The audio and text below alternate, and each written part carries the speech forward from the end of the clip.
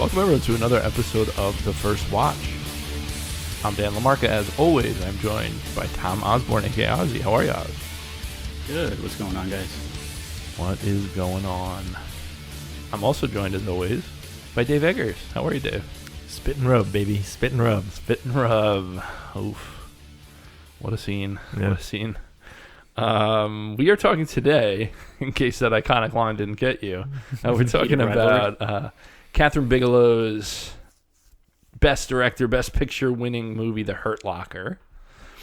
A lot of interesting stuff to talk about prior to getting into the plot of this movie, so I say we just jump right in. What do you say, boys? Sounds good. This movie had a $15 million budget. It ended up grossing 49 worldwide. This is definitely one of Bigelow's smaller movies after getting her blank check for Strange Days. Mm-hmm. And then, especially after this, with Zero Dark 30 and Detroit being very expensive, big movies. And it was like a huge festival hit going into the Academy Awards, and it just kind of this is now like there are a few movies that we've talked about so far where I was like really following the award season at the time, and like this is definitely one of them. Okay. And I just remember it just like kind of picking up steam as the year went on, and then it was like they started winning for a lot of like the other awards, right? So like the Golden Globes. Yeah, like SAG and you know, Critics Awards, all that kind of stuff. This movie ended up getting nominated for 9 Academy Awards and winning 6. I saw it was pretty big one. Pretty serious. Was that like the most at the time, or because I know like it's changed hands a few times? No, you're saying for nominations or for wins? No. Okay. This was not the. This would have been up there, but I think like Titanic. Oh, still had it. Okay, yeah, okay. Had like 7 or 8 or something like that. But yeah, the big ones: Best Picture, Best Director, Best Original Screenplay, which are all like pretty big awards. Mm-hmm. You know, Renner was nominated for Best Actor. Okay. And who won? I think I remember us talking about it at the end of last time. The whole Jeremy Renner thing, yeah, which was funny because I realized. So seeing his name again, I realized I thought it was spelled Rewenner. W? No, I'm sorry. Y. I'm just having all sorts of dyslexia today. W would really be something. Yeah, Wayne. The other thing I read about it is it's the lowest grossing Best Picture winner when adjusted for inflation. Yep. Absolutely. Which is funny because it's also in the same year that you had Avatar come out. Avatar, which yeah. At the time was the record, right? Box office record. I assume, and maybe I'm wrong in this assumption, but I feel like Moonlight will have taken that crown at this point. No? What was the title? Lowest grossing Best Picture winner. Maybe. I mean, Moonlight earned $65.3 million worldwide. Whoa. It is so crazy, and that is an interesting aspect to this, as always. But it is crazy to have Best Picture really put your movie, like, it goes back in theaters and a bunch of people go see it. That is like such a strange, crazy phenomenon. Like, I think it's cool, but to have everything riding on, like, am I going to win or not win if you're a smaller movie? That's a big deal. It was Jeff Bridges for Crazy Heart. Right. That's what I went over. Which, not my favorite, but again, I don't think that was a very strong, in my opinion. You have Jeff Bridges, Crazy Heart, George Clooney, Up in the Air, Colin Firth, A Single Man, Morgan Freeman for Invictus, good old Nelson, and Jeremy Renner for The Hurt Locker. Yeah. So, like, not really super strong competition, having seen all of those movies, but yeah, I think it was just an interesting year overall. Big thing, obviously, is Kathryn Bigelow is married to James Cameron. They obviously got divorced, but they're like partners in collaborating on movies multiple times, and it was Big Jim versus Bigelow, and she won the Best Picture and Best Director over him. Seeing both of those movies, I can agree with that. I think I'd agree with that. I certainly would agree with that. Yeah. I'm not an Avatar hater, but no. I don't think that really had any business. I also didn't see Best Picture. Avatar, the original, in theaters, so I think that really like scales it down a bit. That would make some sense. Yeah. This was one of the, I think it might have been the first year, because it's the year after Dark Knight, where they did 10 nominees for Best Picture. I think I gotta look at that. I might have. Let me look at that. I think I would have taken I would have given it to District 9 as far as Best Picture. Yeah, this is the first year. So these are the nominations: The Hurt Locker, Avatar, The Blind Side, District 9, An Education, Inglourious Bastards, Precious, based on the novel Pushed by Sapphire, of course, Serious Man, Up, and Up in the Air. I saw Up in there with Up in the Air, and that made me giggle a little bit. I was like, that was a big thing at the time. To me, I mean, I'm not that big of a District 9 fan, but I really like it. I think it's good. I think it's a little one of those overrated movies, but I feel like I don't know. I feel like at the time it wasn't well received. At the time, it was like every nerd you knew its favorite movie. I don't know. Yeah, because what's the director? Neil Blomkamp. Yeah, because after this, the studios started giving him a bunch of money to make movies, and none of them really hit. Yeah, he did Elysium with Matt Damon. Yeah, I wanted that movie to be good. He made what's the Hugh Jackman with the robot? Chappie. He made them all the same style. He made that his style for sure. Yeah. I thought you were going to say Real Steel. No. That's Hugh Jackman, isn't it? That also kind of looks like it, though. You're not wrong. The thing about Blomkamp, and this is not like a very unique thought. Mm-hmm.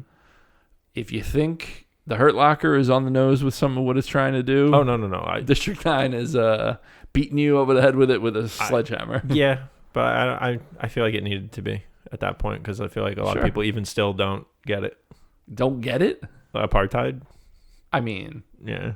Listen, Nelson Mandela was nominated for an Academy Award here. I agree. Morgan Freeman. I get it. You want to talk apartheid? Yeah. Get Clint Eastwood's take. Watch Invictus. Good old Clint. To me, I mean, I think the Best Picture nominees, there are some really good movies. I think I have a lot of fondness for The Hurt Locker. I think it's very good. We'll obviously talk a lot more about it. Avatar, good movie. I'm not obsessed with it, but District 9, mileage may vary. Inglourious Bastards, one of my favorite Tarantino's. Precious is a very, very good movie. A Serious Man, one of my favorite Coens, top 5 Coens. Excellent movie. So, like, there's good movies in there. Yeah. And then, Oz likes Up in the Air. Pixar nerds like Up. I'm not crazy about Up. I think it's because it has a good 10 minutes. I think that short story is very good. Yeah, it has a good... That's what everyone knows about it. Yeah. You guys are haters, but it's fine. I mean, that was never going to win Best Picture. Obviously not. That would be a little psychotic. Which is weird. Just didn't they have Best Animated, don't they, at that point? Yeah, so what is it doing? Well, that happens. Toy Story 3 was in there. How was it? I didn't know. Am I wrong in saying that Beauty and the Beast was nominated for Best Picture? So it was, but that caused the Best Animated Picture to be created. Right. The next year. I don't think it was the next year, because the first year for Best Animated was Shrek. And I'm pretty sure. Maybe. But I thought that was the reason. I do think people, that was definitely one of the reasons. Yeah. But yeah, interesting year at the Oscars. I think there are definitely some good movies here. It is funny. I just look at like the lead performances, and I'm pretty sure we're doing the same thing we did on our last recording. But I just, and I don't even, were we on the mic for that? Maybe not. That's what I'm thinking. I don't think we were. I think we just had this conversation after. But I mean, this is the year that Sandra Bullock wins for the wonderful performance as which I haven't seen, but Michael Orr's adoptive mother. What a piece of shit movie. Yeah. That movie sucks ass. But yeah, it is interesting that like the lead performance, there's just not that much excitement from the lead acting performances. And supporting is very, very good. That's what like is weird about it, where like the nominations are like it seemed weaker at the leads, but the supporting looked like more competitive. Yeah, definitely did. But anyway, that's the awards talk. Let's talk about Renner and where he's at this time. So he's been in some stuff. It's not like he's an unknown. Avengers. He was Avengers isn't that 2009? Or was that 11? Good question. I think it was after this. Okay. We'll look that up. Well, Thor was before it, so he's already in the Marvel get-go. I think it's 2010. Is it 2010? So he played Jeffrey Dahmer in an indie film called Dahmer. And funnily enough, Bigelow cites that as the reason for picking him for this role. I can see that. Yeah. He was in SWAT. He was in 28 Weeks Later. I think SWAT in 28. Well, 28 weeks. He's in some stuff. He's around. This is definitely his big, like, obviously he's nominated for lead actor. It's kind of a big deal. Yeah. And when was the Avengers? 2012. Yeah. Oh, a little bit after. That's what I thought. But he was already Thor. He's in Thor. Are you sure Iron Man was... Yes. Iron Man was 08, and that was a star. No. Yeah. Thor might have been I'm pretty sure that this was the thing that ends up getting him. Really? Okay. Yeah. Because he does this, and he gets nominated, and then the very next year is nominated for The Town. Right, but also, like, we're talking about he was in SWAT, and he's already played this military-ish guy. Totally. So, but he comes out, he becomes like a... No, yeah. Like, you get nominated for 2 Oscars in a row. Yeah. It's a pretty big deal. Yeah. So, he was also in one of the Bourne movies around this time. And I forget which one. It's like the... Wasn't he in, like, the fourth one? Post Matt Damon ones. Yeah. Oh, really? Okay. Yeah, so that's much later. He was, like, their replacement, I think. Yeah, good decisions left and right. So he's a strange dude. I don't know if you know this about him. I know this about him. You know about his app and everything. He's a really interesting character. And his band and all that stuff. Yeah, he's really... I mean, remember when he like got ran over by something at his farm and almost died? So he was doing something with a snow... It's called a something cat. Is a specific industrial vehicle. And he ran himself over. And like... Yeah, that was only, 3-4 years ago? That was recent. No, it was... Yeah, maybe a little bit more. It was before recent. the Hawkeye series, I think. Yeah. But just a really interesting dude. He's we'll talk about it. I like him a lot in this. If I get the sense Davey doesn't like him so much. No. I mean, listen, I've heard some things on personal levels that are like a little funny, and so like, I think he's interesting. Okay. I'm not someone who's gonna be like, what a great guy and like all that type of stuff. But I'm not saying that either. No, I know. I'm just saying like he's an interesting dude for sure. I have. So another interesting character that's a major part of this movie is Mark Bowl, who wrote the script for The Hurt Locker. He also so he won the Academy Award for Best Original Screenplay, right? Then he wrote Zero Dark 30 for Bigelow. Okay. And wins another Oscar for that screenplay. Interesting. Yeah. Which is pretty insane. Like, that's like a crazy... I have a feeling the timing is important. Sure. Well, and Mark Bowl, he wrote the script, but he also he was a journalist. He was embedded in Iraq. And he spoke to a lot of people. Yeah.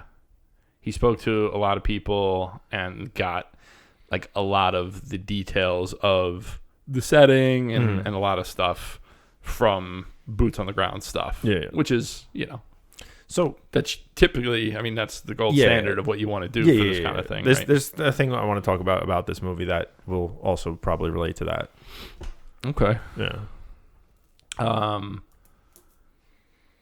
Oh, interesting. I think I'm wrong. I think he won. I think because he was a producer on The Hurt Locker, that's his quote unquote second Oscar. So I think he was nominated for an Oscar for Zero Dark 30. I thought he wrote. No, he wrote Zero Dark 30. I thought he wrote this too. Yeah, he did. And he won for screenplay. Right. Oh, but his Best Oscar... Picture, what I'm telling you is he won for screenplay, but Best Picture, the winners are the producers. Okay. That's how that works, right? Yeah. So if he's a writer-producer, he won 2 Oscars for this movie. Okay. So when his bio says he's won 2 Oscars... Oh, he didn't win and one nominated for 2 more. Okay. I think he was nominated for screenplay for Zero Dark 30 and Best Picture for Zero Dark 30. But they didn't win. Yeah. Okay. Because it didn't win neither of those. That makes sense. Which makes a lot more sense. Yeah. Because I was going to say that would be kind of like absurd. Mm-hmm. But yeah, Bull, interesting character. If you read about him, it sounds like, he gets, this movie is such, when you hear, I remember at the time there was a lot of discussion about the movie, and maybe we'll talk a little bit more about this after we do the plot, but like soldiers that were in the Middle East during this time really have positive things to say about most of the movie as far as like how the realism and what it's like and things like that. Yeah. And then they talk about the body bomb and they're like, that is not a thing. And if you ever I think what they're saying is because if you ever look into it, I think there was only ever one single actual reported body bomb in the entire conflict, right? Like, ever.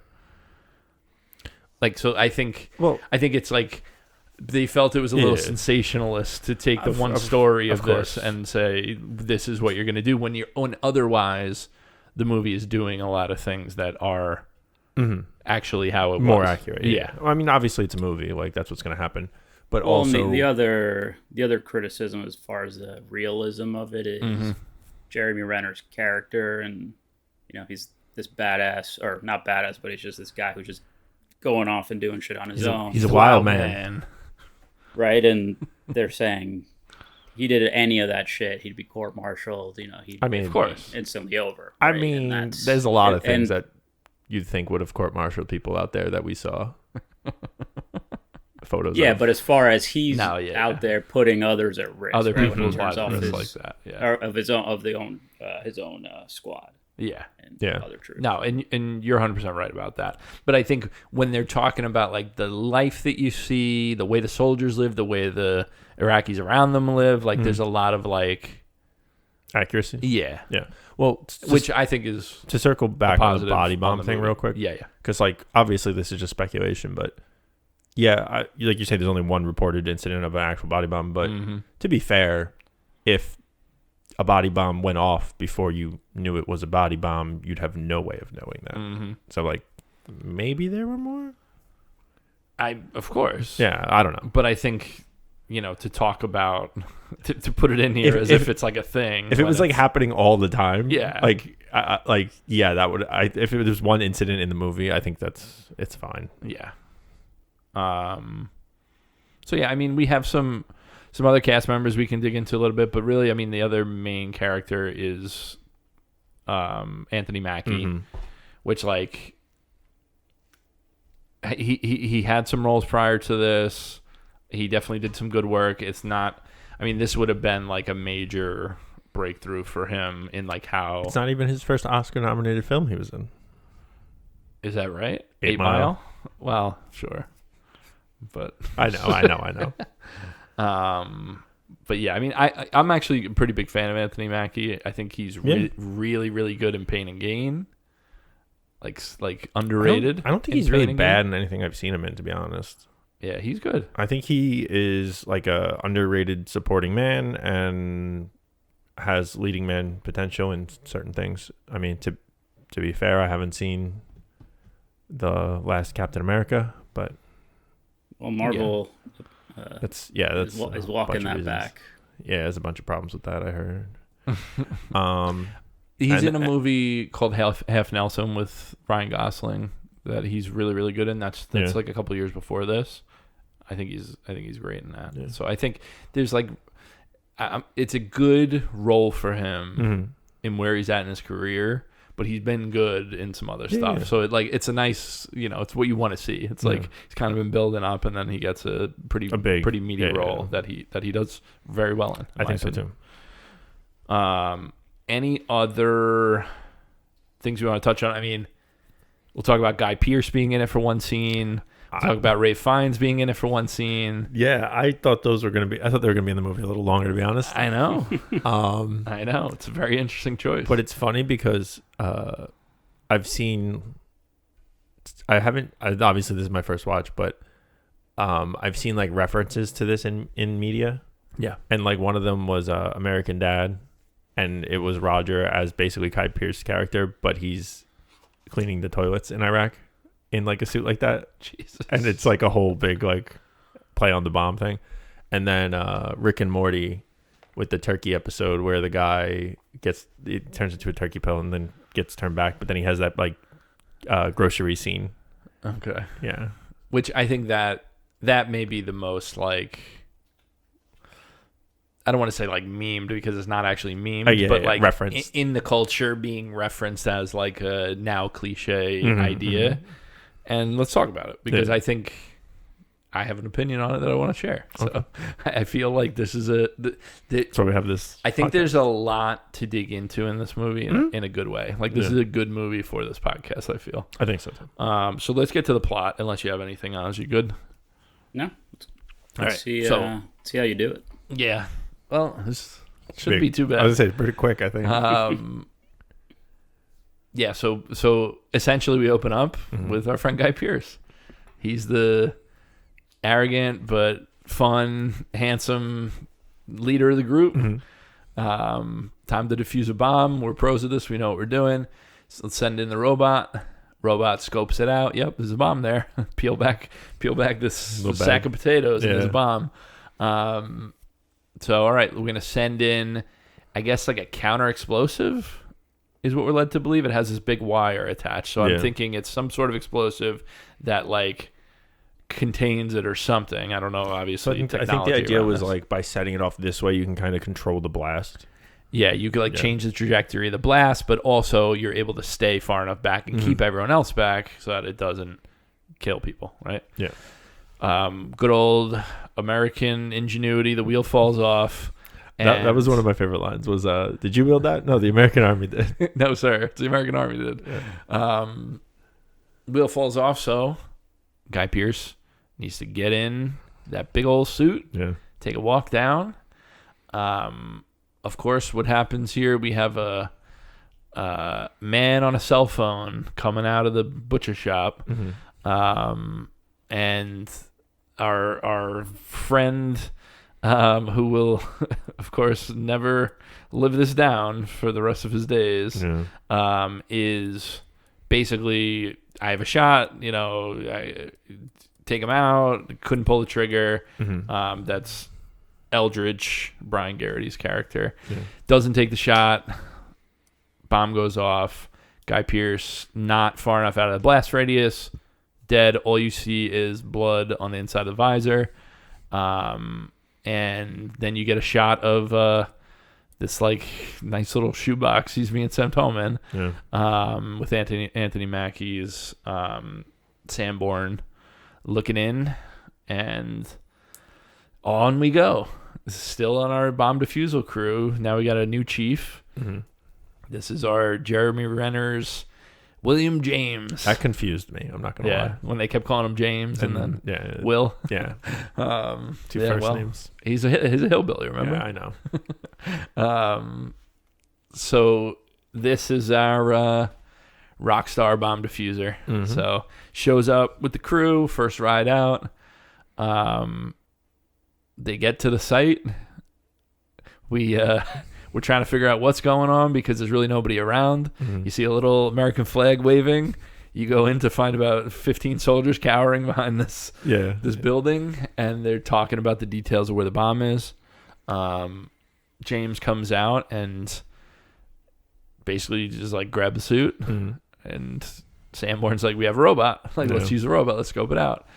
And he's just totally ignoring him. Puts the suit on, walks on in, decides to throw some smoke behind him as a diversion, as he says, much to Sanborn's chagrin. And as he gets closer to the bomb, we have a guy driving his car, a taxi, speeding right past the soldiers, driving in. Stops short in front of James's bomb suit. Of course, James has a little pistol in this giant suit, which is such a good visual. Yeah. And he's just kind of talking him down and saying, you got to get out of here. You got to back out of here. Or we'll shoot you. The guy ends up reversing, goes out. And as soon as he gets closer to some soldiers, they rip him out of the car. And James has a great line of, if he wasn't an insurgent before, he is now. Yeah. Which is really what it's all about. So this, obviously, whole scenario, Sanborn's not very happy about. No. So a lot of arguing. I think we get a punch to the face. Maybe not here. Maybe at the next bomb defusal that he goes rogue. It's the next one. But basically what we're doing is we're bouncing between defusals and very minor, not even it's kind of like just distinct set pieces in this beginning. It's like 4 in a row. You don't really get much in between. No. So we're going to the next one. You got right? the days counting down. Yeah. And I don't know if it's the next one or if I'm skipping one, but there's one memorable one is the car. At the UN. At the UN. Yeah. They're evacuating the UN. They say there's a car, the suspension's sagging. We know there's something in there. And it's been abandoned there, whatever. Goes in, guy on the roof shoots the gas tank. Flames start spewing everywhere. And James puts it out with a fire extinguisher and then goes searching for the bomb. Since everyone's cleared out, Sanborn's telling him, we're free and clear. We can get out of here. And he wants to defuse the bomb. Yeah. He will accept no substitute.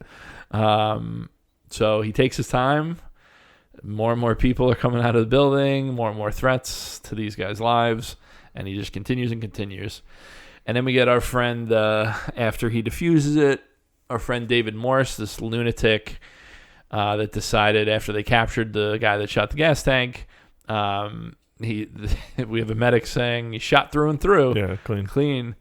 You know, he'll live. Let's get him out of here. And our friend Colonel Reed says, yeah, I don't think he's going to make it. And then you just hear like 4 gunshots behind him. So he walks over to James, and This is a good scene. Yeah, he's very interested to chat with him. We got into more details when we go through the scene, but needless to say, he's impressed with the wild man. The wild man. So I think we're starting to get to the point where either this is where James gets punished or it's right before, whatever, but we're getting closer to, I think the next scene we see is they're doing some, I don't know if it's testing or they're blowing stuff up in the desert, and it's this, James is like, oh, I left my gloves in the out there. Let me go grab them. And you hear this dialogue between Sanborn and Eldridge, where Sanborn's just like, all it would take, one little slip of the thumb. And he's like kind of going through the idea of like, it may help some people, change the protocol, prevent these accidents from happening. And of course they don't kill him. But now it's next big set piece is Ray Fiennes. Yeah. We come across a bunch of people wearing different headdress, facial coverings. The assumption is they're not friendlies. No. So when they come across them in the desert, there's a lot of hostility. They get our Ray Fiennes' character. He's like the leader of the crew. He's down on his knees, hands up. And they end up realizing that they're like British soldiers. But they're mercenaries. They're PMC. Oh, okay. Who like kind of split off from the military. Yeah.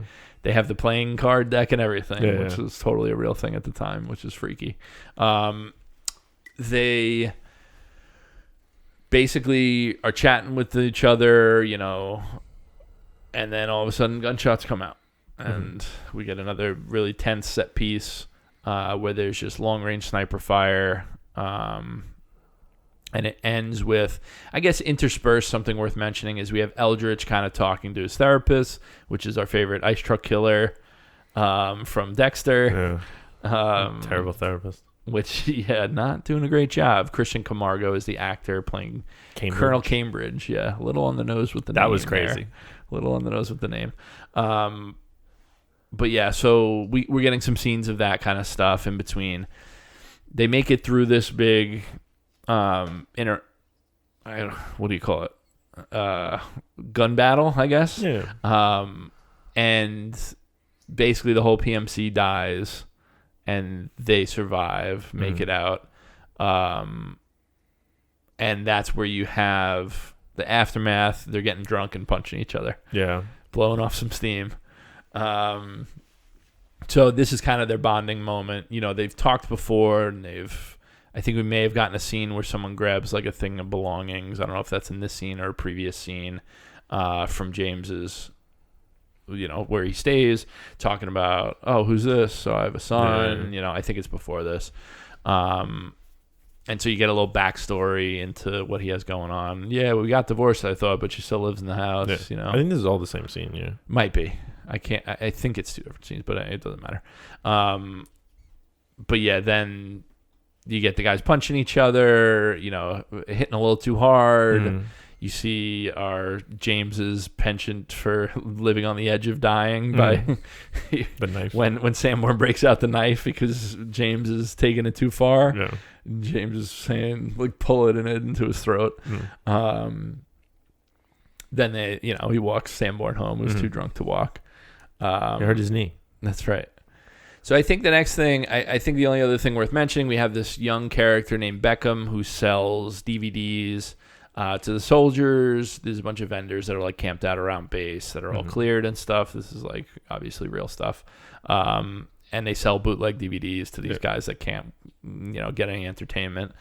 And so he buys the DVDs and he's giving them some shit because they're bad, whatever. And I think the next major thing is we have another set piece with they're kind of entering this building. And we have a body bomb. And this is a pretty heavy scene, obviously, pretty gruesome. James recognizes the kid as Beckham, this kid who he's kind of formed a relationship with. And he's like real fucked up over it. And he defuses the bomb. At first he just wants to blow the whole place up. He can't really do it. And then he said, wait, all right, I'll do it. And he defuses the bomb, takes the body out. And now he's on this like weird vigilante crusade to like figure out what happened, who did this, how can we let this happen, right? And so it's first he accuses the guy that was selling the DVDs with Beckham, his like partner or whatever. So he's saying like, hey, do we know this guy, whatever, and then he makes him drive him to where he says Beckham lives. He goes in, sitting with family in there. It's a whole tense scene where he's pointing a gun, and he ends up getting kicked out, makes it back. When he gets to the base, they're all freaking out because why is the soldier just walking into a base? But he gets through basically without any consequences. And then it's off to the next mission, which is our like final major set piece. I think in between we have a phone call where he calls home. You get a little glimpse of Evangeline Lilly, his wife or ex-wife. And as he's walking to get in the Humvee for this mission, he sees Beckham with the ball, and he kind of just blows right by him, keeps his head straight, like walks on through.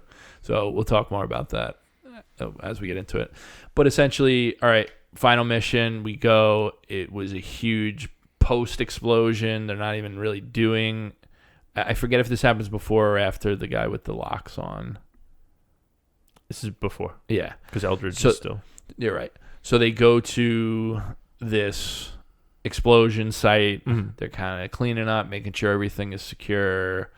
And again, as part of this thing that James wants to do, he wants to like take revenge on these brutal people that are making body bombs, whatever it is. And he ends up saying like, let's go do this little mission that we're not qualified for and shouldn't be doing. Our friend Eldridge gets into a little bit of a shootout, kills a guy, but also gets taken. Mm-hmm. And you see him they're like stalking through the alleyways, trying to find him. And they have a clear shot on the two guys that have him by each arm. And they fire a couple shots, kill the two guys, but they also hit Eldridge. So what we see now is... Oh, we also forgot that Cambridge got blown up. Yeah, at the body bomb scene. Yeah, at the body bomb scene on their way out. The guy that was like sitting there moving rocks, there happened to be a bomb underneath. Yeah. Whether he was involved or not, that's part of the thing. Mm-hmm. So Cambridge got blown up. That was a big thing for Eldridge, obviously. Yeah. And then so now we have Eldridge in the medevac helicopter. Saying I might walk again in 6 months. Mm-hmm. James like 6 months ain't that bad, buddy. He's like, fuck you. He's screaming at him like, fuck you. You put us at risk just to get your sick adrenaline rush, like, whatever. And then the way he flips when Sanborn goes over, he's like, I love you, man. Good luck. It's good. So Eldridge is off. Now it's our final scene. 3 days left. Mm-hmm. We're at the home stretch. And what do we have? We have a guy that has a bunch of bombs strapped to him under his shirt. Mm-hmm. And he has this like metal cage around all the wiring that has multiple locks. Mm-hmm. So they don't timer straight out of a jigsaw. Yeah, literally. So there's a translator there screaming like, he's a family man, like he didn't do anything wrong. And you have James just kind of running out of time, trying to cut the locks to get to the wiring. He's realizing he's not going to have time. It's a tense scene. He tries to get out of there. He does get caught in the blast, but doesn't die. Mm-hmm. Comes out relatively unscathed. They're all banged up, shrapnel, a bunch of stuff. Obviously, the guy with the bomb strapped to him is dead. And that, we get a little bit of a conversation between Sanborn and James. At this point, talking about Sanborn realizes like I want to have a kid. I don't want to die, and you see James's reaction. Yeah, we'll talk more about it, but I think that's a really powerful scene. Then it's Flash.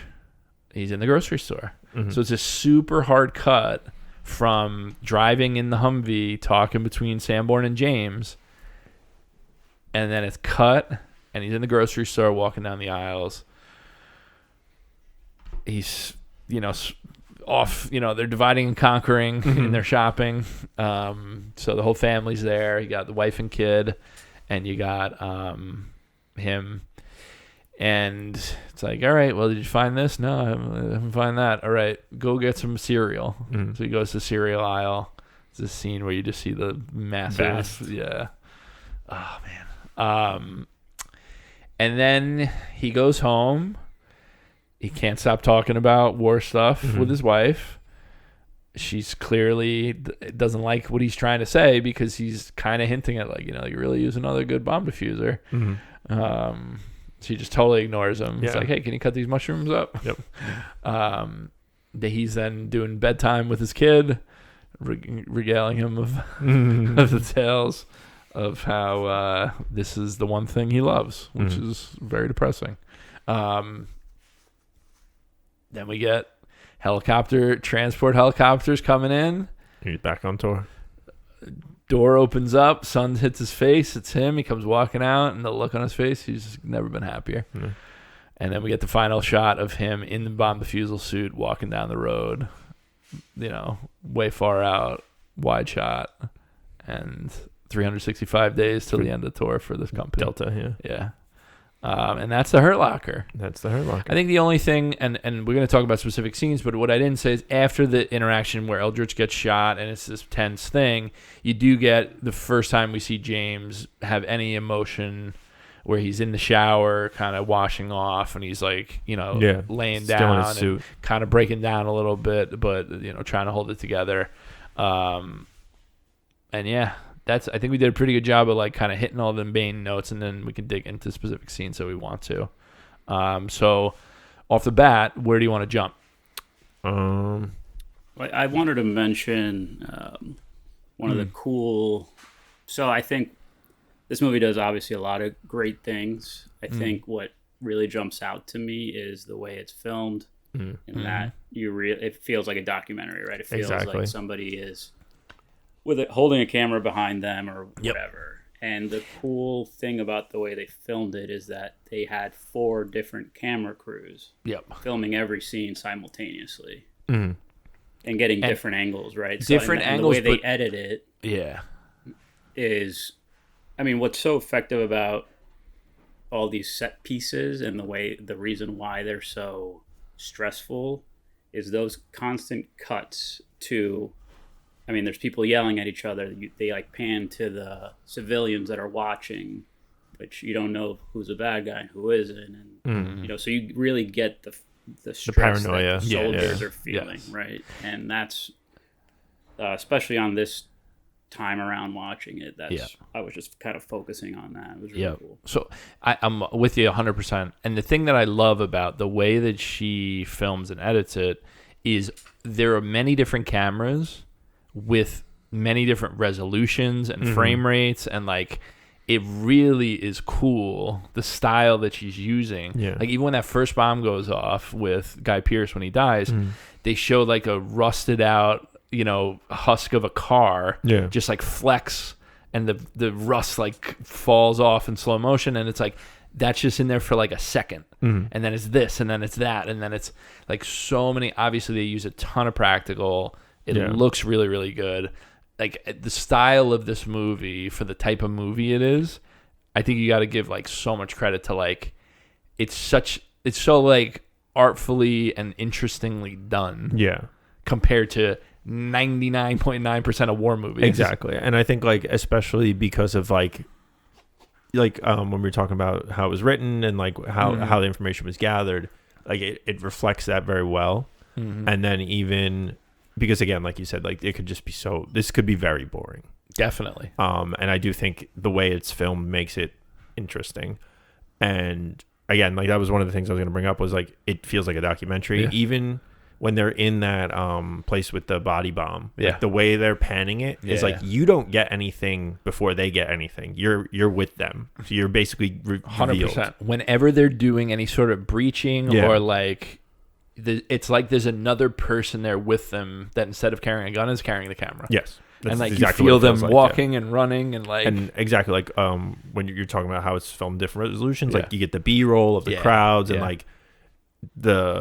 I even think like the way and I don't know like at the time like where we were at the time with like resolution, I feel like it was better than some of the shots, but the unable to depict things so clearly like at the UN there's this guy on the roof with a camera, then there's 3 guys up on the other thing, and you can't make and the out resolution's bad because it's like it's so far and you don't know what everyone's holding, and it's like with the phone you're like he has the phone, but it's like what the hell, is he just making a call or is it this or is he looking at this? Is he doing that? So my big takeaway of this movie, especially this time, and it's not like I didn't know any of this shit or like, you know, I didn't get it or something, but watching it now, especially in the context of like what has happened since this time, I think even me who liked this movie coming into this, I don't think I gave enough credit to Bigelow or Bull's script, but really Bigelow in the way that it's like,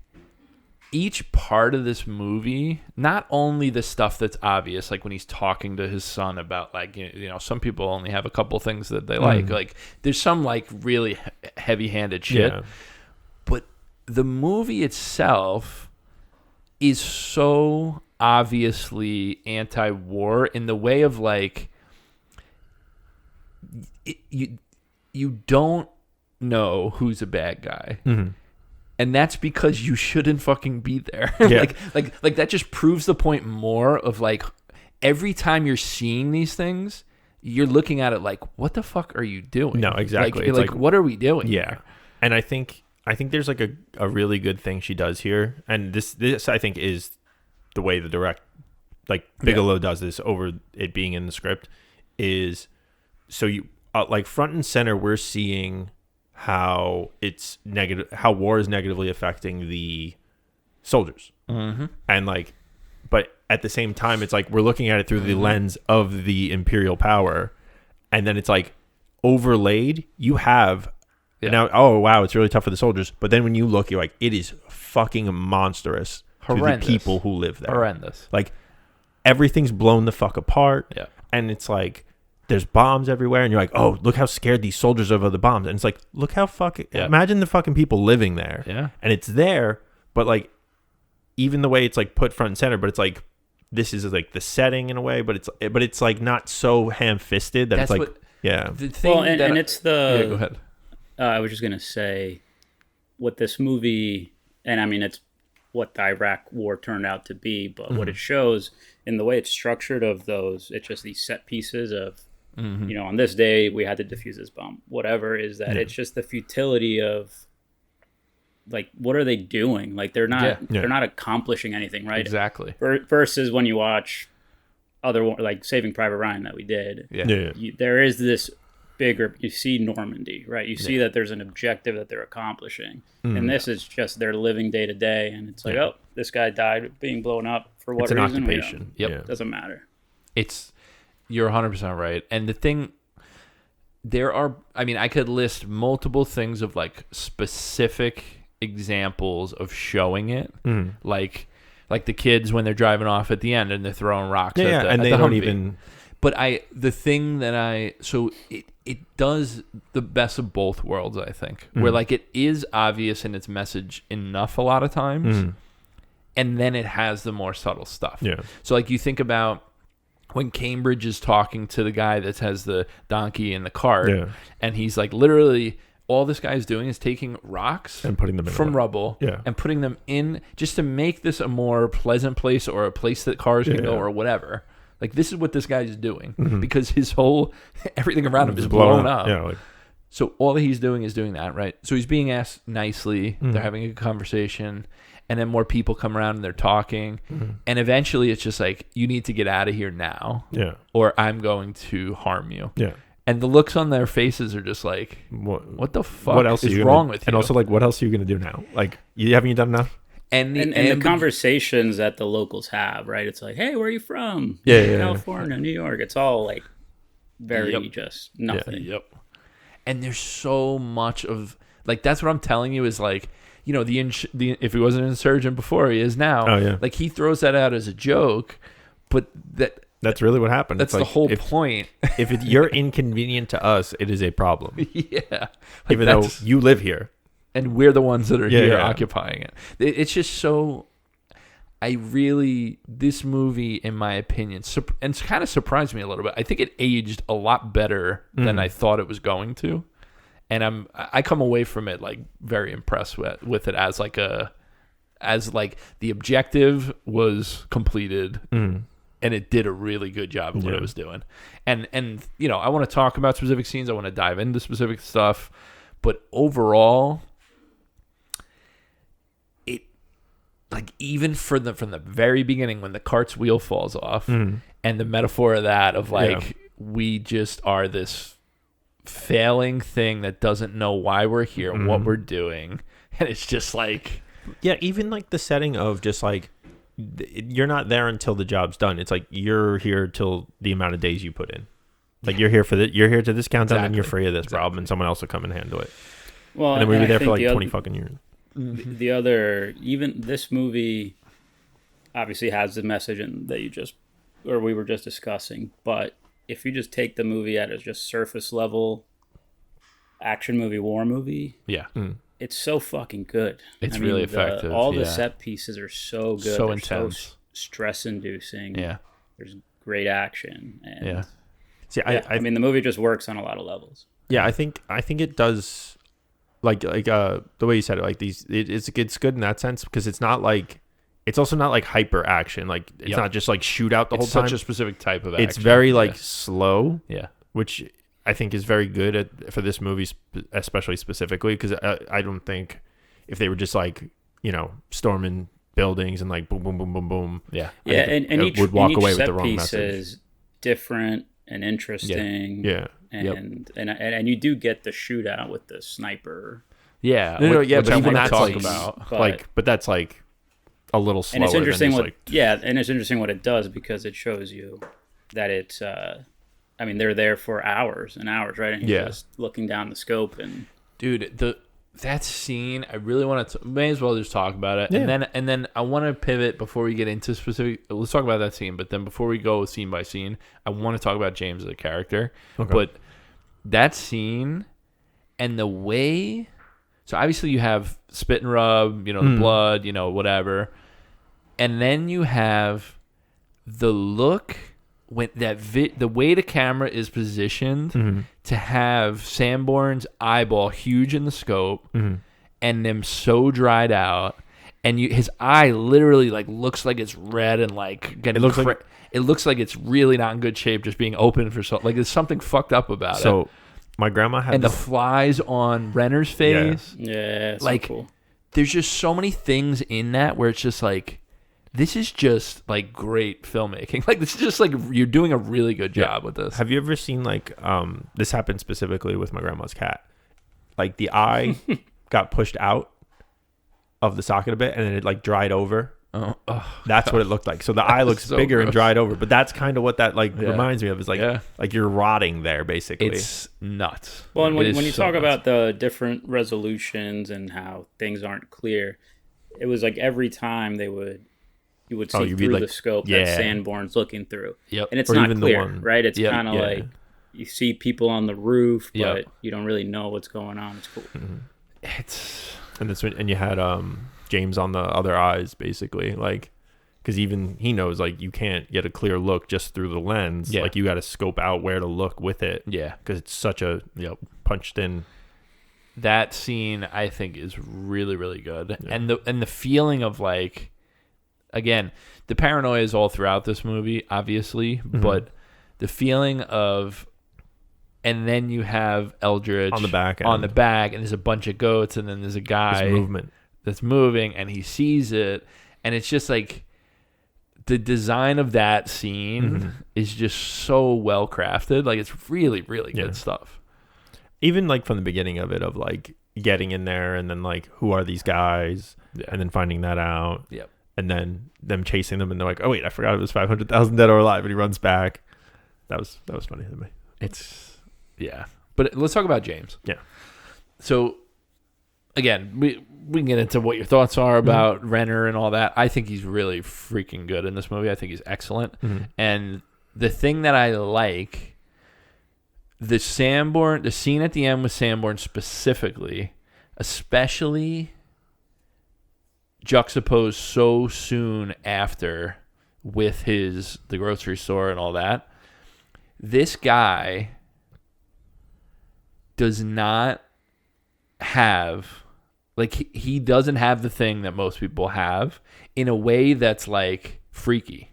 This is what I like. They don't make him like, other than obviously the scene with the knife and all that, they don't make him like this like crazed lunatic where like he's like the Joker, No. But then when he's having that conversation with Sanborn, he's like, I want a son, man. Like, I don't want to die. And he's like, yeah, no, I get it, man. Like, you'll be all right. You'll get out of it. Like, he doesn't care at all. Like, he's like, I don't think, he can't relate to him. No. He's sitting there and he's like, I can't. That's like, laid he out. sounds like he's just giving such platitudes, and it's like he's so distant good from everyone around him, and it's laid out throughout the whole movie. Yeah, and that's how he wants it. I just can't. Like, it is so well done to have that be the scene that then has him in the grocery store. And I get that, whatever you want to say, it's cliche, whatever.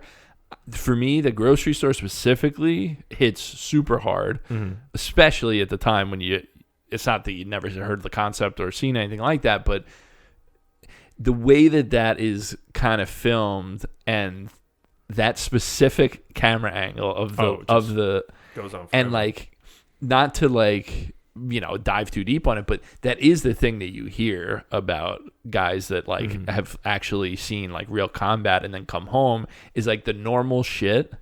You're just like all fucked up. Well, like, you're just sitting there like, this doesn't make any sense to me. Like, I'm lost. I don't get it. And to show it in that way, it gets it gets pulled back a little bit because I don't love the conversation with the son that. Like I don't think that writing was great. I don't know that he delivered it great. I don't love that scene.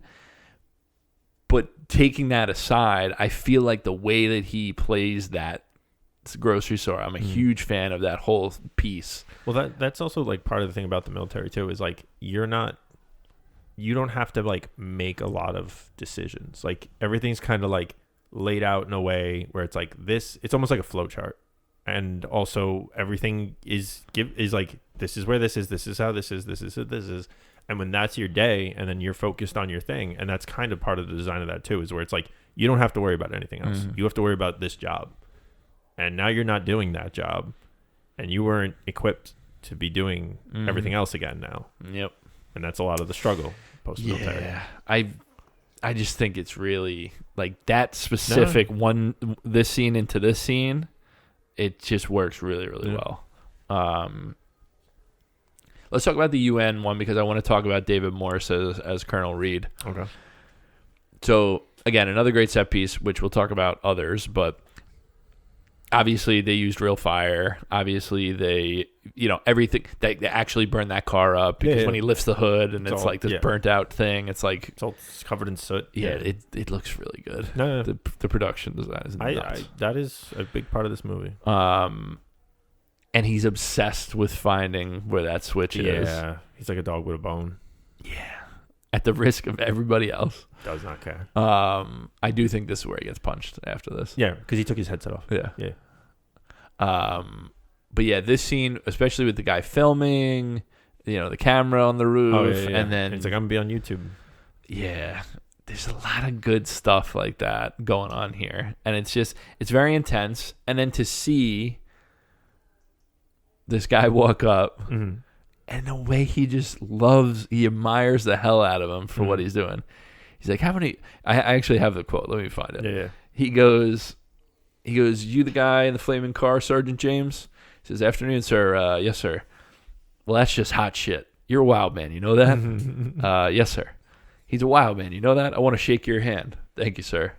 Yeah, how many bombs have you disarmed? I'm not quite sure. Sergeant? Yes, sir. I asked you a question. 873, sir. 873. That's just hot shit. 873. Counting today, sir? Yes. That's got to be a record. What's the best way to go about disarming one of these things? The way you don't die, sir. That's a good one. That's spoken like a wild man. That's good. He is just hoorah. The perfect epitome of that type of guy. Yeah. And the way that James is like, I don't do this for you. No, yeah. I don't do this for accolades. I don't do this for this shit. But it matters to me, and I want to be the person that is going to get it done. Yeah. But it's not for you. This is all for me. It does seem like, so we don't know, obviously, like what happened beforehand with his life, but sounds like a bit of a fuck up. Mm-hmm. And then he found his thing. And now he's like, I found that thing. I'm good at this. I like the way it makes me feel. It's a rush. Yep. And what I'm getting, this is what I want. Like, yeah. and it's hard to, like, people find their passion in life, obviously, in other means. And when you find it, it's something you really like doing. Apparently this was his, and it's a little less healthy. But you can even tell by like the way he takes like his little trophies and like.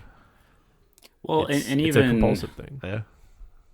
We can get into it, but as you were talking about him as a character and just how there's something off about him, you can't relate to people. Mm-hmm. The scene I think is very effective is when you realize that Beckham was alive the whole time. Yeah. And where he sees him, Beckham comes up to him, wants to play along like he did before, right? Because he like played soccer for a second, whatever, and completely ignores him. No reaction.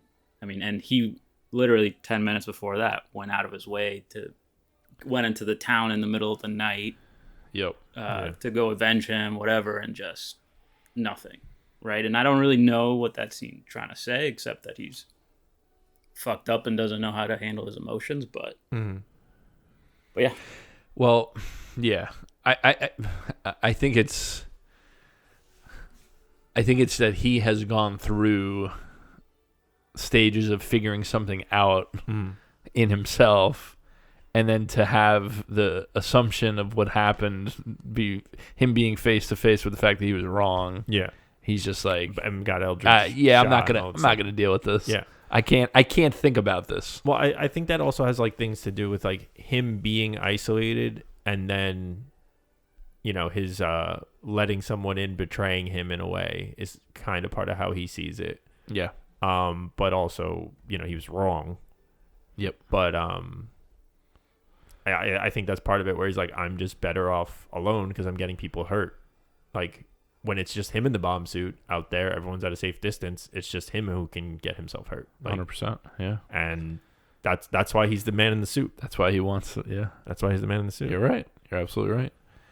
I want to talk about the scene where he goes into town, because again, not the subtlest, but I think it walks the line in between being super ham-fisted and on the subtler side in a way that makes sense.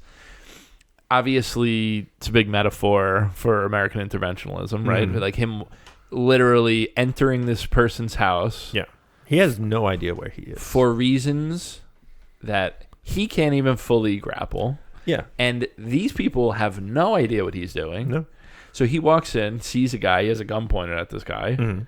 The guy says, "Oh, you're a guest in my house, like come sit." Yeah. Right? He's like, "Oh, you're CIA." I love CIA. But the idea of him, so these are the two different perspectives, right? You have the one guy saying, come sit, don't hurt us. Yeah. Right? Yeah. Which is one way to react when you have a gun pointed in your face. Right. And again, metaphor for the entire invasion, right?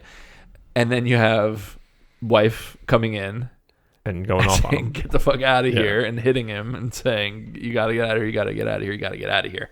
And then him hitting his head and leaving confused, right? And I think this is the kind of stuff where it's like, is this the most delicate and subtle thing? No, but it really is effective in just piecing it all together and letting you say, like, hey, if you're understanding that this is a microcosm of this all, this just adds to the material in such an effective way that when he gets back, he has to be like this embarrassed guy that has his hands on his head and being threatened by everybody around him. Even then, he's like, if you asked him, what were you going to do? He doesn't know. Have no idea. He have no idea. No idea. He just felt like, I got to do something. And he ran in there. Because what they did was wrong. I got to do something. And I got to do something. What that was, no fucking clue.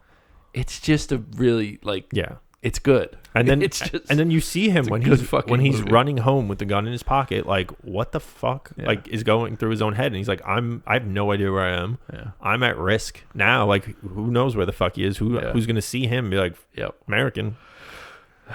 It's good shit. Yeah. And then him getting manhandled.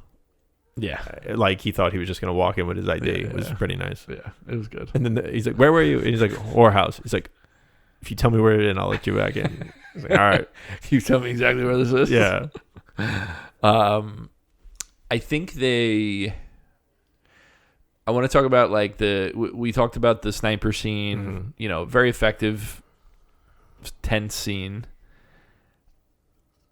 The aftermath of that is immediately they're punching each other and listening to heavy metal. Well, hold on. Right before that, I do think it's important in there when he goes and asks Eldridge for the box, the juice box. Yes. And then just gives it to Mackie. Right to him. Yeah. That whole scene. So this is something that's important to, like, the psychology of James, right?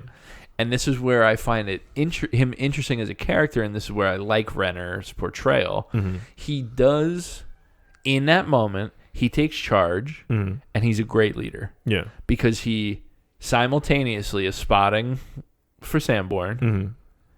Of course, he gets him the juice. He says, "Get yourself one."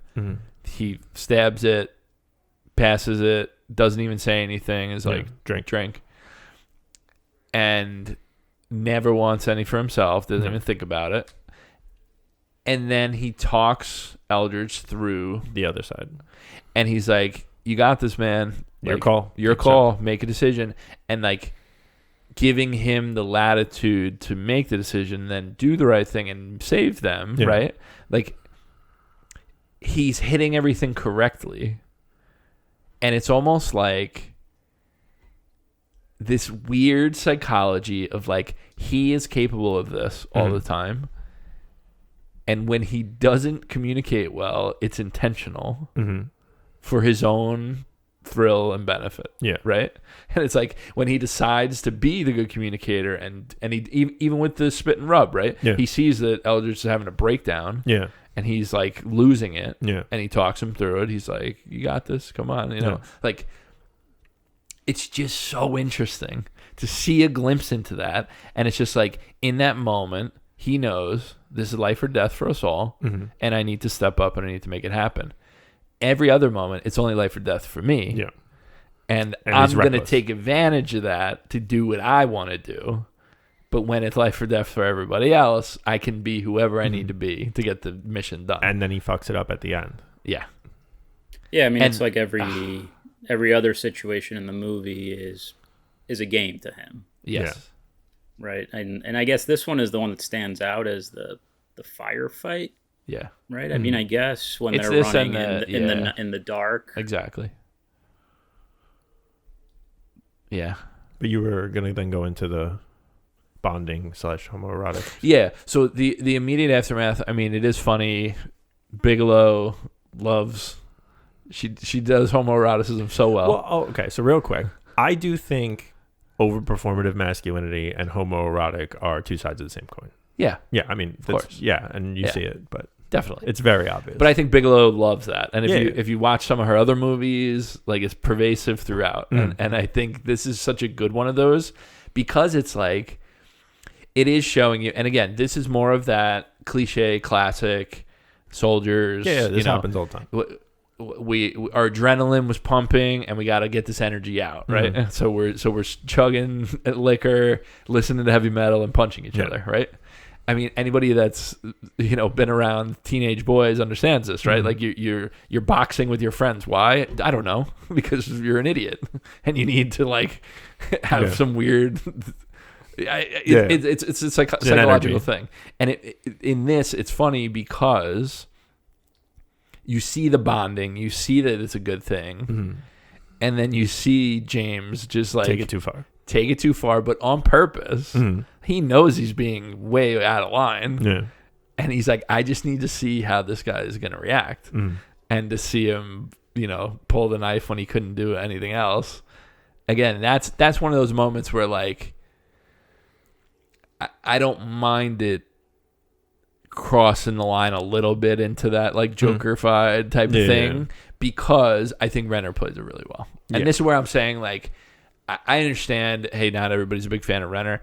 I really liked his performance. And it is stuff like this where it's like you see him just like be intense and like looking at him. And just the way he like moves his body and stuff, like it's very convincing. Well, I think like, also what he's doing with here. that character, if it was like more cartoonically maniacal, it doesn't work. It would be so embarrassing. No, I think with that character, less is more in that scenario for sure. Yeah. Because I think that's actually scarier. Yeah. When it's like what so are you thinking? Easily that he's doing this. Yeah. And it's like, oh, you got something going on there. Well, you could see that this could be a real guy in real life, right? Yeah. I mean, and that's not that any of us have served in the military, but I assume these personalities exist. Yeah. I mean, even outside the military, these personalities exist. It's true. Yeah. It is true. What do you guys want to jump to next? I mean, listen, the set pieces, it's like we can go through them. We mostly would be describing what happens. Yeah. I'll just talk about some visual stuff that I really like. I think the first bomb defusal where he's tracing the wire and he finds like this cluster and the visual, the way that camera is positioned as he pulls it up. Like this movie is full of images that like stick in my brain, which is like the sign of like, man, Bigelow's really good. Yeah. Like, she's really good. No, I think there's a lot of like really good technical stuff in this movie that stands out. Like the way the bombs are, like even just like going through the car and like the wipers going off and then like just adding more intensity to it. and again, obviously everything like physically being there is great, but like like uncovering stuff in this, the way things are uncovered in this movie, like even the bags and everything like that. Yep. But yeah, when he pulls that out and he's like, I think I got one. I think I got an extra one, and it's like 6. And they're just like, yeah, and just, it's so good. It is interesting because I noticed that like every time it's like yellow wire, then green wire, he's cutting in like multiple different scenes and stuff. And I'm like, I don't know much about bombs, but it's interesting that they all use the same color wire. Is there a procedure that's just like, this is what it is at bomb making school? Well, they're literally using. No, I'm sure they're doing so many. You saw when he does find the body bomb. Yeah. You saw like the manual, like how to build a bomb or whatever. But it is funny that it's like the same color. Yeah. Well, I don't know how else you would do it, but yeah. Yeah. I know nothing about exactly bombs, so it's just funny that it's like, I'm sure there's an actual reason as to like what the wires mean. I'm sure. But I also just like that first scene, you had the guy that was gonna blow it up, and all he was gonna do was stick like a D battery on this little kill switch, like spark it, and the way this is again when he just holds it up. This is James. He holds up the piece fuse, that would have blown it, detonator, and he's like, he's not interested in getting that guy. He wasn't like, oh, let me shoot that. Yeah, he's not like, let me grab this guy. He's like, he's not there for that. No, he does not give a fuck. He's there to get his rocks off and do what he needs to do. Honestly, I like that was like really interesting. That was I beat you and I might beat you again. Yeah, it's like I want you back. But I think him dropping the battery is also like a little bit of like a you bested me situation. But I think it was mostly a I don't want to get arrested or killed with a battery. Well, I guess maybe. I mean, he knows exactly what that battery is for. Yeah, but I'm talking metaphorically. Oh, you bested me. I just find it... And it gave him a little trophy. I think... he's just such an interesting character to me. Yeah, I can see that. Because it's not like a... I feel like there are variations of this that are very like, okay. Yeah. And this feels so different. You know what I'm saying? No, I got you. And even, I like Zero Dark 30, but... that does feel more how do you put it? It feels more like actiony. Be proud of how well we carried out this operation. Okay. I haven't seen it, obviously. In a way that it's less action, Davey.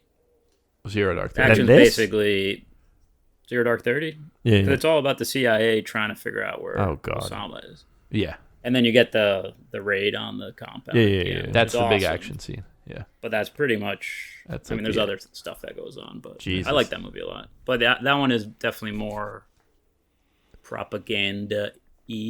I mean, I don't think it's propaganda, but it's called Zero Dark 30. Look at, It is more... That's what LeBron James does in the playoffs, dude. That's right. It is more that way. I do think it... I think there's enough... critique in the movie, in the text, to like say, okay, like this isn't at least like just, but I think there's I get what you're saying. way more than what this movie's doing. Oh yeah. And I respect the hell out of this movie for just being like its own weird little thing. You know what I'm saying? Yeah. Like there's like, it's like a character study about the guy. I do think this movie's like a Rorschach test. Yeah. Yeah. So, say less. No. I'm just saying, like, I think people can come away with this with different feelings about it. Whereas, like, I think who you find sympathy with, who you can relate with as well. Like, I think there are people. No. I'm saying I think there are people who walk away and would say, "Hoorah." Not as much. Maybe. No, I don't think this movie has any. I don't think it's that much. I think it's more empathy for the soldiers. Then I feel like you could see that. I think you could see empathy for the Iraqis. I think you can see what the fuck are we doing there? We never should have been there in the first place. Well, that's the one that I'm with you on. Where I'm sure there's lots of people that don't get that that's what the movie's about. Yeah. But I do think that it's in the text. It's not just like a read, like because I do, it's not a mistake. Yeah. The way these things are organized. No. But I think you can look at different things and like I don't think everyone's not that everyone's getting everything, but I think Right. I think there are levels to this of like every way you look at it, it's not like pro going there, except for maybe just the fact that it's like this is what this guy does. Maybe he likes it or whatever. I'm being like way on the other end of this because that's crazy. Because clearly the film is saying he's making a bad choice. I agree. So I don't think I don't know, but I don't think anybody in that final scene when he's back and it's like the countdown on his days. go resets, back up. I don't think anybody walks out of that feeling like hell yeah. Let's go, James. Yeah. James Give at me a it again. sequel. I'd hope not. Give me a sequel. Let's get to 1,000 bomb diffusers. He's got to break the record. Sequel. It's about the record. 1,000 bombs. and then one goes off. The Tom Brady of bomb diffusers.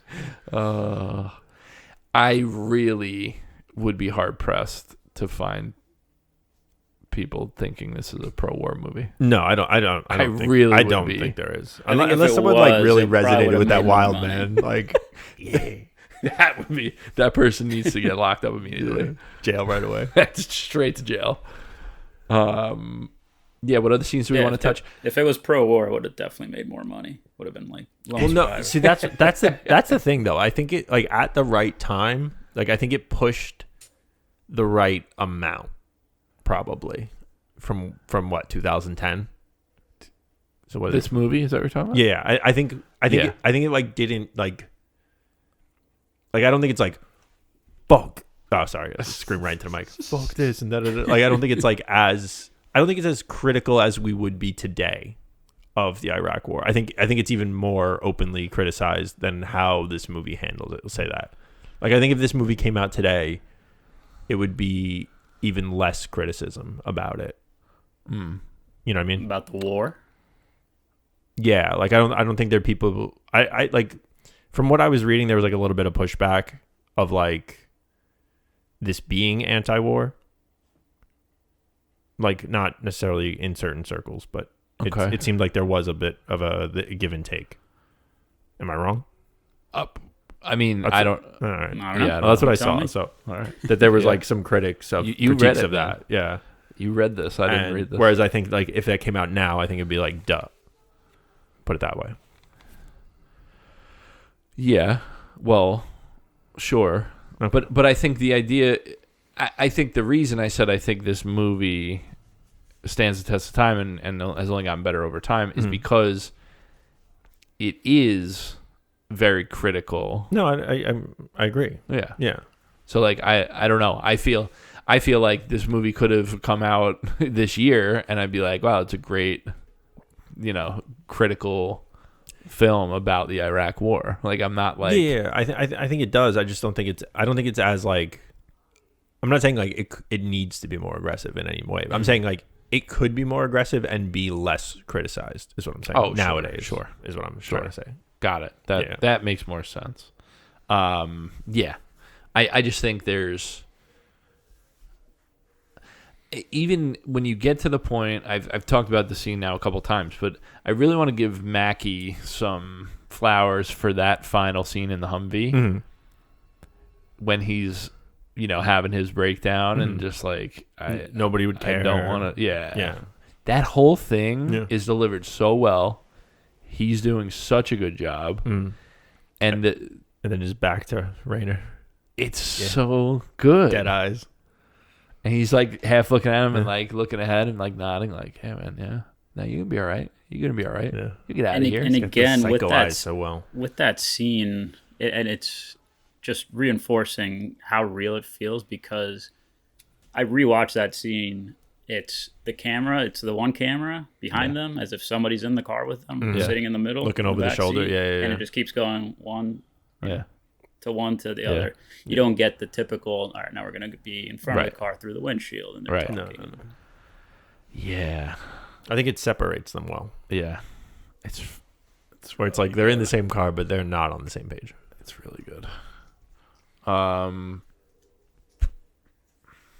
What else? I think I read somewhere, and of course it's not on Wikipedia, which I don't know. I've never heard of that before. Wikipedia's usually got everything. Yeah, what's that about? But I'll edit later. I read somewhere that a lot of the actors in this movie were actual Iraqis, and it was filmed in a neighboring country that I'm not remembering. Mm-hmm. Oh yeah, it was filmed in Jordan on the border with Iraq. Yes, I was curious where they filmed it. so it was filmed in Jordan, and they used actual Iraqi like refugees to be actors in the movies. Like the guy that it was caged up with the locks on was like an actual Iraqi person, which I feel again it's a level of authenticity. Yeah, I just give the movie a lot of credit for stuff like that. You know, because it's. And doing it in a way that's not like, you know, taking advantage of the fact or like pointing it out to you. Like, you know what I'm saying? It's not like making it this big point of it's just authenticity. What do you think of the Guy Pearce scene in the beginning? I think it's good because I like that scene a lot because it kind of shows like the group and the dynamic. Mm-hmm. And then Samson kind of filling that void later, like in that like because I don't Sanborn, sorry, fills that role later. Sanborn and Sons, Sanborn and Sons with the grass. They're gonna sell grass. You mow it, I'll cut it, or you grow it, I'll cut it. But also like because he had to step up as the guy in the squad, even though James came in, it's not the same, obviously, and he even said, "I'm not gonna be the guy." Like that guy. I love when James just tells him, "You'll get it." Yeah. Like, he's such an asshole. Yeah. Where he's just like, you know, like usually we do things this way. Like he's trying to give him the benefit of the doubt. Yeah. He's like, so next time, like we're gonna do this, and he's like, yeah, you'll get it. Yeah. You'll get how I work. Dick. Yeah. Well, even like when he first meets him, and he's like, "Hey, help me take this plywood off." And he's like, "Oh, well, we keep that out to keep trapping." And he's like, "Nah, that's not gonna work anyway." And I like the sunshine. Yeah. Listening to heavy metal, like smoking. That's psychotic. The 2 or 3 heavy metal scenes, it's fucking blasting in the dark. As loud as can be. He does not want to be alone with his thoughts. But no, I like that scene. And just like the way to set it up. And that scene is, I'm sorry, I was just going to say that scene is, this is what's going to happen to James at some point, right? Mm-hmm. Yeah. Movie ends and he's going to end up like Guy Pearce. Yeah. Yeah. Eventually. It's inevitable. Yep. Yeah.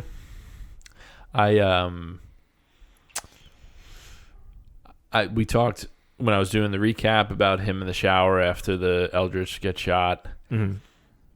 Again, really good by Renner. Yeah. Because it's not no like scream or anything. Yeah. It's not this like melodramatic close up on the water and the tears and this and that. It's like you just see the blood come off. But so like that's great as well because it's not just the Eldridge thing that happened. Like that was literally from the day he found the body bomb, thought it was him, ran in the house, then got thrown into a Humvee, went and chased these guys through the street, shot Eldridge, and then he's like, "What the fuck am I doing?" Yeah, and just had to like, collapse from the day basically because he didn't have a break. As soon as he got back, he was like, "You're out." And that fucking scene with Eldridge getting taken off in the helicopter. That's a really good scene. He plays it so well. And I don't think he's the strongest actor, in my opinion. No. But I really like the way he plays that scene because it almost like surprised James. Like he was like, "Hey buddy, like how you doing?" He thought he was gonna be. He's like, "Fuck you, fucking." It's asshole. like, "Fuck you, man!" And the way he's like nodding his head and like looking at him like intensely, he's like really good. But I just love the way he's like, "All right, that's good. Yeah, 6 months, not so bad." Yeah. Like he's totally downplaying it. Yeah. He's like, "You fucking shot me. Yeah. My femur's fractured in 12 places." It's almost like it wasn't him. It was like the way he was doing it. It's like, oh, this wasn't like something I did. This was just something that happens. Exactly. And it's like, no, you like, did this. You're this an didn't asshole. need to happen. This isn't just it rained. That's exactly what it is. That's what it was. That's exactly what Where it he's is. like, what do you mean? This is what happens here. And it's like, no, this didn't need to happen. Cambridge being the psychologist. The entire movie. I'm just like, talk about bad advice.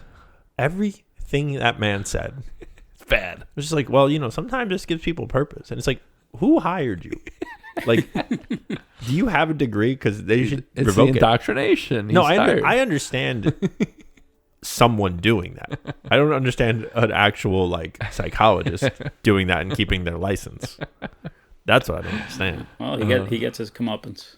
Yeah. I mean, for sure. Oh, I'm he just came bored on the behind wrong the desk. Wrong ride along. You're the fucking doctor. Get behind the desk, you idiot. Yeah, I think that scene is played really well. And again, another one where I think Eldritch is, when Cambridge gets blown up, Yeah. and he just like Picks up the helmet. picks up the helmet and still is like, where is he? Yeah, I was like, that's tough. You know what took me back though? He's playing Gears of War. Yeah, that one scene, I was like, oh my god, yes, he was. Classic. Talking about screaming. Yeah. Popping skulls. Yeah. Chainsaw. The original Gears of War. What year did that come out? That had to be around 2009, 2008. No way. It had to be way earlier. You think so? Well, this is why I'm interested, right? What year is the movie 360? supposed to take place? Oh, I'm trying to remember. 360 came out, but Gears of War I don't didn't think the movie launch. ever tells you, right? November 7th, 2006. Wow. Okay, so 1 year. The thing that I was trying to figure out is I think it does tell you in the beginning of the movie. I think what you're year right. it is. I think you're right. I don't remember what year it was, but I think it did say something. Yeah, but I think it's like second year of 2004. No, it can't be 2004. second year. Yeah, so 2004, right? And, Yeah, that's what I 03 is thought. when the No, war it was. started. I had a feeling. But they had the Continuity error. They had the game They before. had the Xbox and Gears. Yeah, I just had a funny feeling. yeah, that makes sense.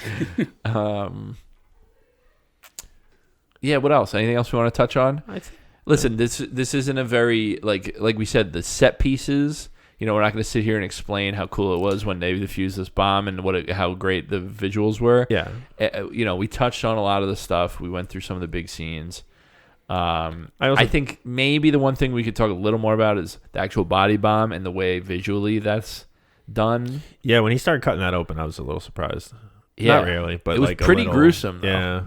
Because he was really like in there. Yeah, and fingerless gloves. He went in. Yeah, I know. He just went in. I know. To his little buddy. The way it was like, he wasn't even sewn up. It was with the wire. It looked, yeah. So he's like cuts the wires yeah, to open them. Like, that's tough. Yeah. That wire was blue. So that was blue, but that was not yellow and red. The original detonator wire. Yeah. No, it was yellow and green for the green. detonator. In that order. My bad. I forgot you're an expert on this. That's right. No, just memory. That's all it is. Obviously, very affecting scene. That's a tough watch. That's when he's digging in there, pulls it out. Definitely like a turning point where it's like, Jesus, this is heavy, man. Yeah, and he comes out with the kid. Yeah. And then a bomb goes off anyway. It's like fucking crazy. Yep. Well, and you think, oh, maybe he is a normal guy with normal emotions. He's and you get that for maybe 10 minutes. Yeah. Where he's sad about him. Where he's capable of empathy. Yep. Yeah. Take that one back. And then, I think we're pretty much...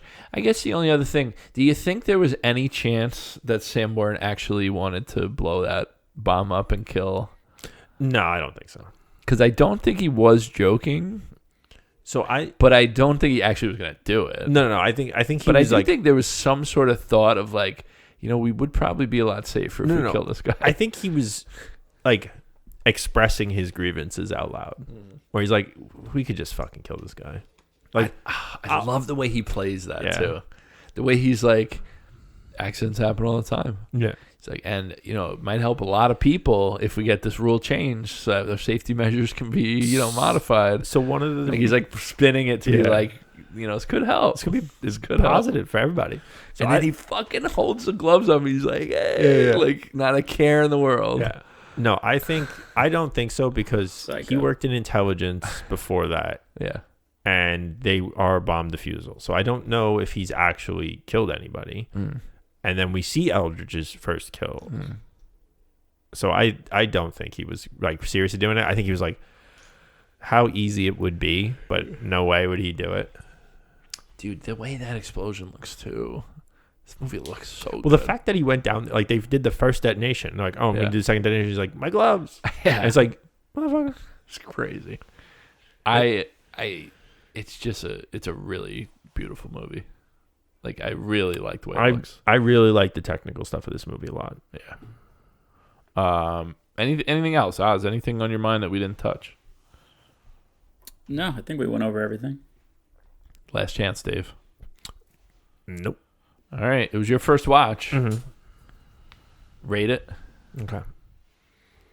So, I think on technical level, I like a lot of this stuff they're doing. I think, I'll be honest, I was surprised when you said, like, when I checked it out too before, but that it won Best Screenplay. Mm-hmm. Because I don't think story wise there's a lot going on, but I do think there's a lot going on. Oh, with what's going on, because it kind of is like a slice of life in a way. Slice of life of Iraq veterans. Okay. Yeah. Not like interesting. No, like I'm saying, like the format of the story, right? Right. Not like a slice of everyone's life. Well, yeah.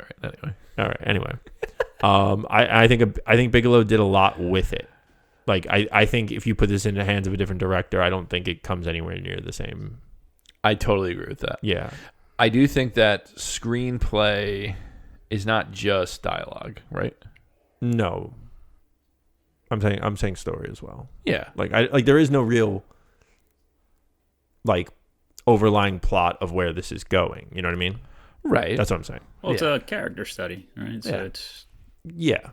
characterization of Renner, but I mean the other soldiers as well. And no, I think everyone you does get that really. you get that through their actions mostly in this movie. Yeah, Through and the way I they think there's a react lot to of the good different- performances. Oh, I don't think there's a lot of performances, to be honest. There's good performances. Yeah. And again, I really liked the way it was shot. Yeah. That was really big. I just am not the craziest about war movies. Even though this one is Pretty unconventional, but also in probably leaning more towards my biases as well. I'm going to give it a 3.5. Okay. A little low, but I don't feel think like it's I bad. didn't hear a critical word the entire time we talked about this movie. I said what I liked. Why? Why didn't you say what you didn't like? I did. I just don't resonate as well with war movies. I'm just not like super interested in them. I don't know what it is. Well, that's fair. He hates veterans. That's what it is. You got me. It's a takeaway. I just don't know what it is. It's not pulling me in as much as other subjects. I was thinking about it today. I was like, I like a lot of what's going on in this movie. I'm just not super interested. So all right, it's just fair. what happens. Hey, you can't like what you don't like. 4.5 for me. I think it's really, really strong. I think it, like I said, I liked it even more this time, which I was very surprised. I thought I was going to watch it and feel like it's dated in some way, or there's some stuff that doesn't work that I felt, was better in my memory, and it was the total opposite. I think Renner's excellent. I think Mackie's excellent. I love the way it looks. I love the way Bigelow shoots this movie. It's so nice. I don't really have, my biggest thing is like a single scene when he's talking to his kid. And I don't really have anything else. I think the pacing is good. I think the set pieces are awesome. Like, just really striking, interesting, well-made movie. I'm a huge fan. Yeah. Oz. Yeah, no, I mean, I'm in line with you. I loved this movie when it came out, and now on this rewatch, however many years later, I still love the movie. So, yeah, as I was sitting here and you were talking about it, I was like, I don't really have anything to nitpick, and I'm gonna give it 5 stars. Yeah, it's a great movie. Yeah, it's a movie that I could, rewatch it in a year or two, and still really appreciate all the different set pieces and that's the way the this thing. movie Like, was made. So I think Bigelow did a great job. I think Best Director is warranted. I don't see myself putting this on anytime soon again. I think it's so watchable. I think I could watch scenes of this and enjoy I enjoy it a lot on a technical level. Mm-hmm. I think Renner's performance is good. I think Mackie does a good job, obviously, with what he's doing. I just don't see myself like really sitting in with it. All right. That's what it is. So, best performance. Who are you giving it to? It's tough. I think it's got to be Renner. He's very as much as I want it. Like, I do think Mackie plays that role perfectly. Yeah. I think other people can also play that role. I think Renner can go James can go very wrong very quickly with the wrong person. And that's the thing, like when I was talking about my issues with Renner before is nothing to do with his performance. Like his ability as an actor is not anything I pulled into question. It was just personal stuff. He's an oddball. I think he's got a little bit of James in him, to be honest. I don't doubt it. But yeah.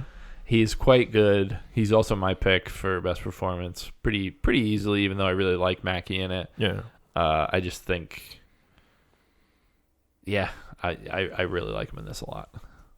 Oz? Trifecta? Yeah, I mean, the movie's about him, and he gets the most to do with the highs and the lows, right? He gets the scene where he breaks down. You see his negativity. Mackie, if he had more, I mean, that last scene with him is awesome, but if he had more of that, then it would push him up. But it's Renner.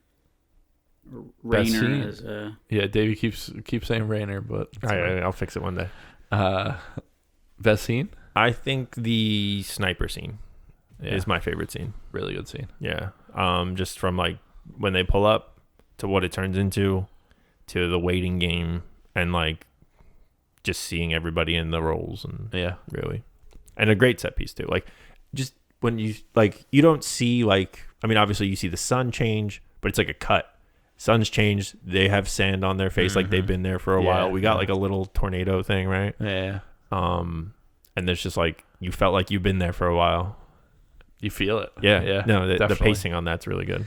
Yeah, I think there's a ton of really good scenes in this movie. I always come back to that final Humvee drive and the conversation between Renner and Mackie. You know what? It hits me. I'm gonna bump my rating up to a 4. 4? Yeah. Okay. I think that's fair. No, because the movie is good. Yeah. The point, I'll just take the point because of interest, we'll say. Because of my interest. That's what it is. Okay. Because it's a good movie. It's a quality movie. I can't, we just spent how much time talking about it and everything I like about it. That's what I'm saying. I was confused. But it's just like, I can't, it's hard for me to connect with. Yeah. But yeah, I'm picking that Humvee scene. That's my, I think that just makes the movie, it's like a perfect little microcosm of the movie. It's really, really good. Yeah. What about you, Wes? Yeah, I mean, I think the sniper scene might be my favorite, but it's a really good scene. To change it up, the last bomb defusal with the guy that's in the trap, I think is really well done. It's really good. The way that open area where they're at is a callback to that first scene with Guy Pearce. Really intense. I don't know, Davey, when you were watching that, did you think that Renner was going to die? No. I never doubt that he wasn't going to make it? No. Okay. But then again, there's like two thoughts of mine about that, right? Is like, because I didn't think he was going to, I was actually surprised he got as hurt as he did on the blast, but obviously it's just like, whatever.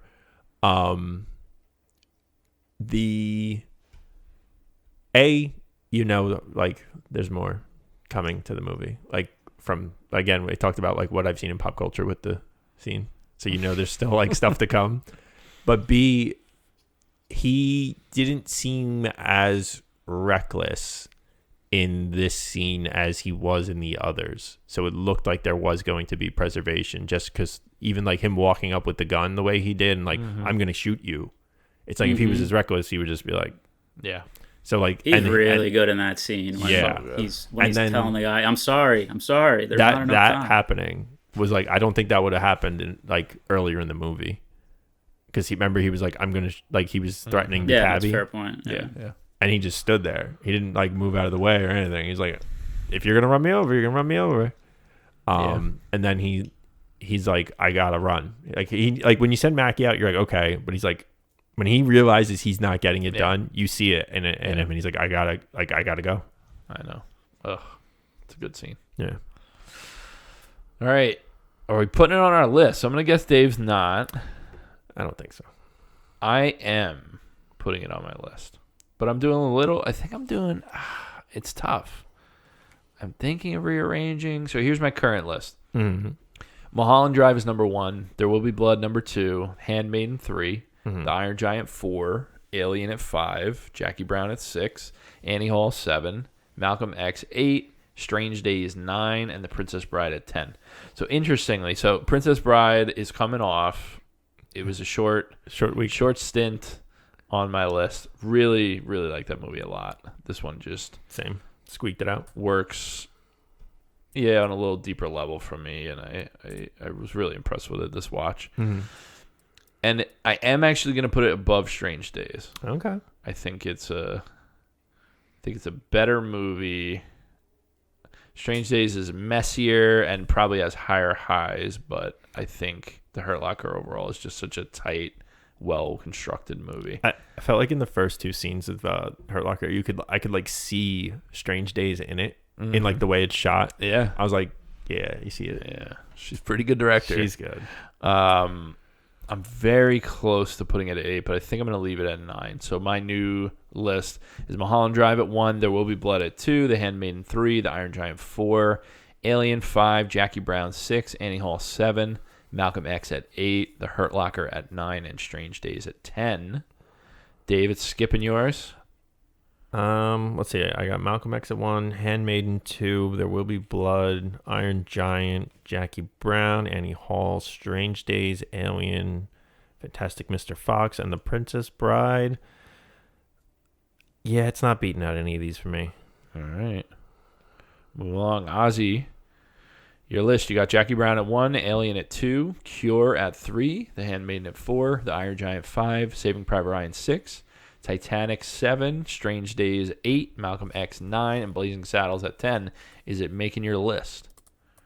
It is, and I think it's going to go higher than yours, Dan. I'm going to put it above Saving Private Ryan.